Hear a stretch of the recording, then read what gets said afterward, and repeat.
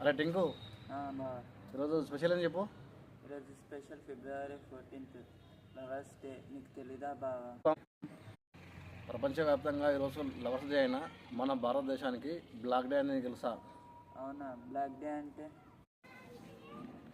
2019 సంవత్సరంలో జమ్మూ కాశ్మీర్లోని పుల్వామాలో జరిగిన ఉగ్రవాద దాడిలో మన సైనికులు సిఆర్పిఎఫ్ జవాన్లు 40 మంది చనిపోయారు.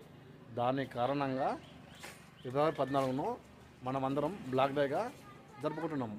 అవునా, మరి ఆ దాడి చేసింది ఎవరు? ఇంకెవరు, పాకిస్తాన్కు చెందిన ఇస్లామిక్ ఉగ్రవాద సంస్థ జైషే మొహమ్మద్. వాళ్ళు చెప్పుకున్నారు మేమే చేసినాం దాడి అని.